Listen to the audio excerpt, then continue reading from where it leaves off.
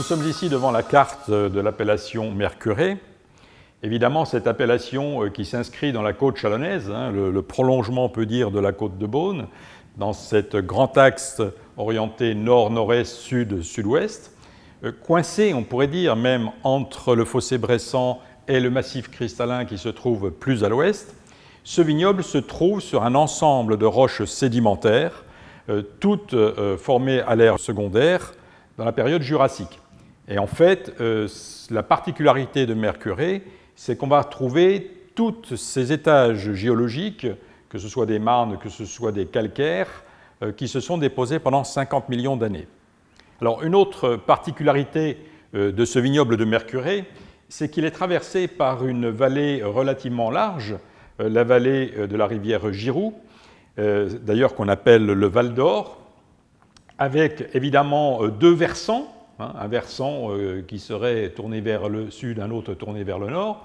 Mais en fait, ces deux versants ne sont pas aussi simples que cela, puisqu'ils sont eux-mêmes traversés par quatre petites vallées qui viennent converger, toutes les quatre, vers la vallée centrale. Alors, vous en avez une ici qui se dessine vers les Croix-Chauds, les Champs-Michaud, la Creuse. Une seconde qu'on va retrouver qui va remonter vers le Clos-l'Évêque dans cette direction, une troisième qu'on va retrouver du côté de Chamirey et une quatrième qui va rejoindre le petit hameau de Touches. Donc cette configuration tout à fait particulière va expliquer le grand nombre de terroirs que nous allons trouver dans cette appellation. D'ailleurs, les géologues se sont penchés sur le problème et n'ont trouvé pas moins de 5 grandes familles ici de sol et de sous-sol, différentes et qui vont donc expliquer aussi les caractères des vins, je dirais, extrêmement variés. Alors cette première famille va se retrouver sur, on va dire, un socle calcaire extrêmement résistant, sur des sols peu épais, environ 1,20 m d'épaisseur, beaucoup de débris caillouteux, des sols très blancs, à une altitude qui généralement se situe entre 300 et 350 mètres. Ces vignes donc, vont recouvrir 240 hectares. Citons par exemple les Montelons, la Framboisière, la Perrière, on va retrouver la Mission ici et une partie en Sazenay. Quant à la deuxième famille, les sols sont toujours évidemment très calcaires mais peu épais et se trouvent sur une assise cette fois-ci marneuse, avec des marnes plus ou moins sableuses ou plus ou moins, on va dire, calcaires.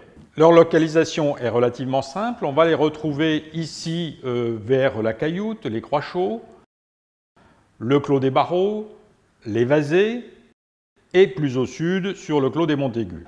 Cela représente en tout 190 hectares de vignes. Le troisième ensemble de sols est constitué de cailloutis d'une épaisseur variant de 40 cm à 2 mètres, dont la base est constituée essentiellement de marnes ou encore de roches beaucoup plus anciennes. Cela représente 190 hectares de vignes. Quelques exemples: les Combins, le Closeau, les Crêts, le Clos-l'Évêque, le Clos du Roi et plus au sud, la Chassière et le Clos de Paradis. Cette partie sud de l'appellation est d'ailleurs reconnaissable à ces sols extrêmement rouges, rouge intense. Le quatrième ensemble représente 70 hectares de vignes et est constitué d'argile profond, plus d'1,50 m de profondeur, mais non calcaire. Par exemple, le bois cassien, la corvée, le chloron. Et enfin, la dernière famille, celle constituée par les colluvions, arrachés au coteau par l'érosion et qui sont localisés au fond de la vallée.